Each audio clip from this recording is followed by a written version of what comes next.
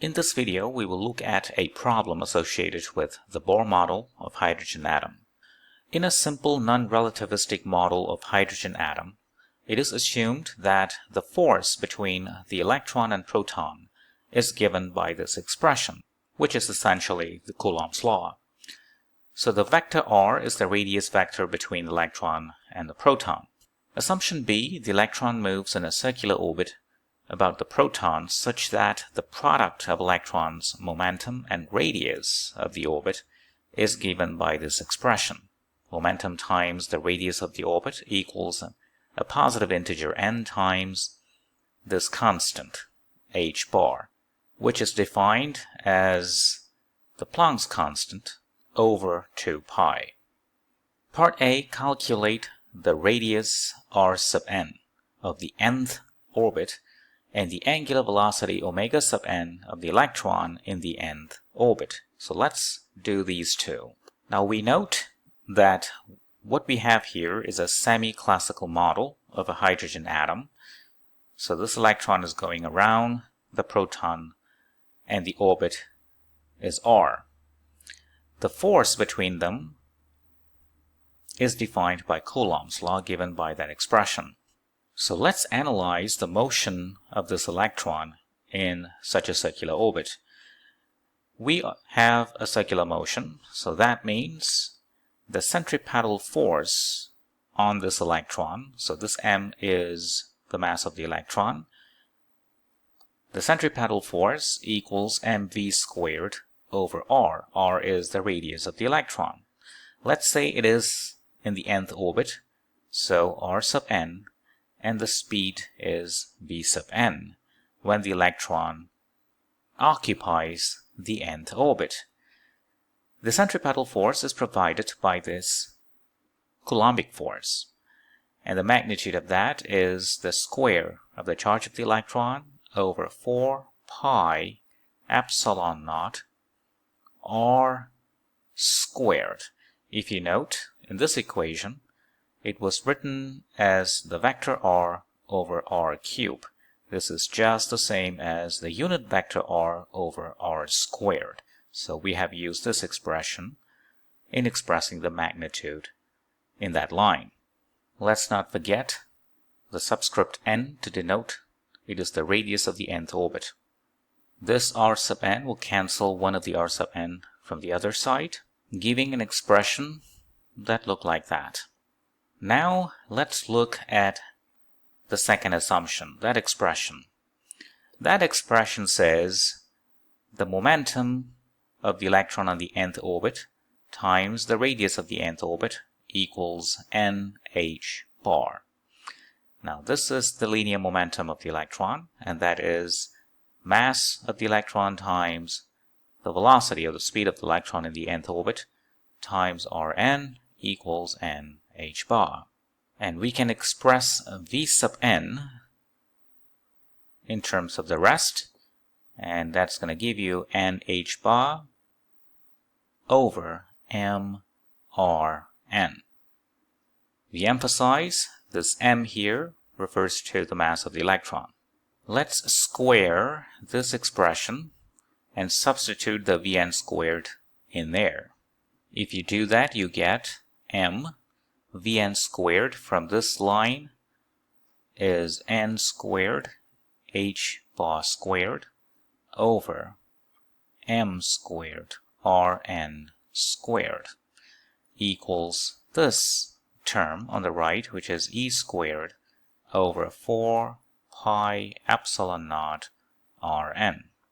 So this m will cancel one m from there. This Rn will cancel one Rn from the left, and we can solve for r sub n.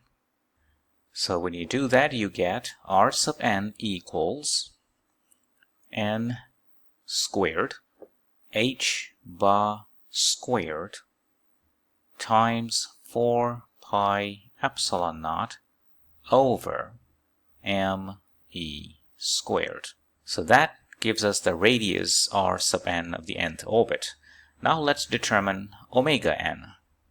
Remember, a few minutes ago we have written down the expression Vn from this assumption, that was n h bar over m r n. Now what we are interested in is the angular velocity of the electron in the nth orbit, and that is the same as the linear velocity of the electron in the nth orbit over the radius of the nth orbit from mechanics. So substituting the expression for Vn from here, you get n h bar over m r n squared. Substituting the expression for Rn inside there, we get n h bar over m, that is the existing terms, divided by Rn squared. So divided by the square of this expression, so that would give you m squared e to the power of 4 over n to the power of 4 h bar to the power of 4 pi epsilon naught squared. So this will cancel the 4 and give you 3 like that, and this m will cancel one m from the top, giving you this expression for omega n. So there we have it. Omega n equals me to the power of 4 over n cube h bar cube 4 pi epsilon naught squared. Part B. Calculate the electron's kinetic energy K sub n when the electron is in the nth orbit. The kinetic energy can be computed using the usual formula, the linear momentum squared over 2 times the mass of the electron. Now we can obtain the expression for Pn from this expression right there. So that's going to give you n squared h bar squared over Rn squared times 2m from here.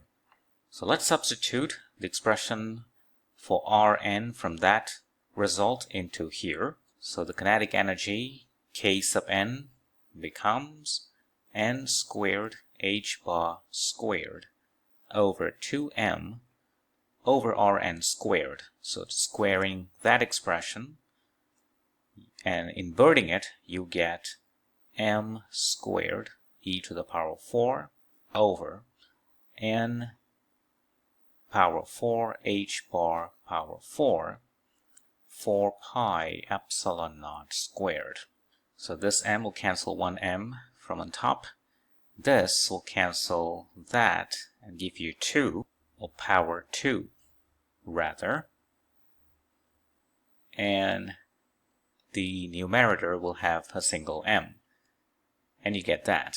So there we have it. The expression for the kinetic energy of the electron in the nth orbit. Now let's do the potential energy, U sub n. That is given by minus E squared over 4 pi epsilon naught R sub n. Expression from electrostatics. So let's substitute R sub n again from this result.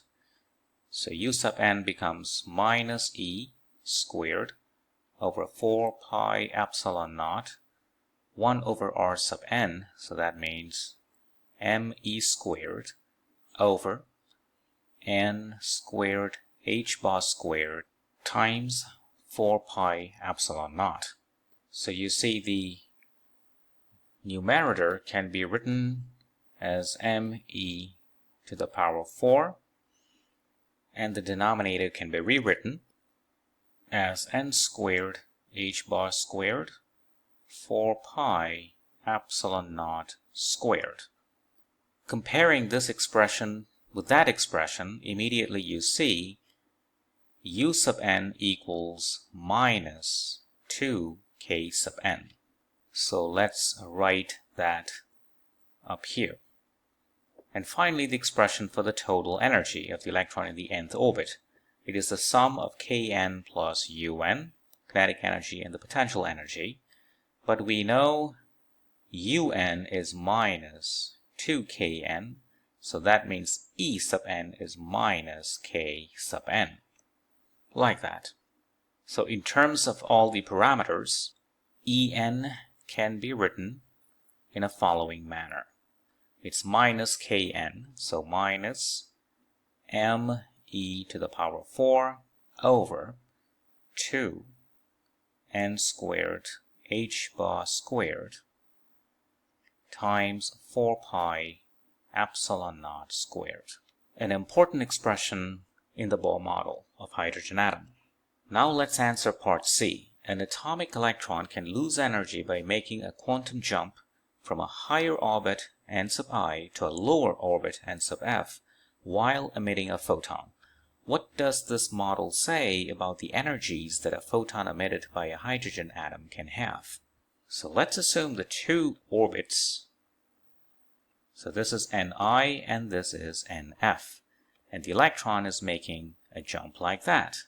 What that means is the change in the energy of the electron equals the energy of the final state of the electron minus the energy of the initial state of the electron. So using this expression, we can write that change in energy of that electron in the following manner. It is quite simply me to the power 4 over 2h bar squared 4 pi epsilon naught squared times 1 over ni squared, where ni is the integer associated with the initial orbit, minus 1 over nf squared, where nf is the integer associated with the final orbit. As you can see, since ni is greater than nf, the delta E, which is the energy change of the electron, is negative because it loses energy. It loses energy while emitting a photon.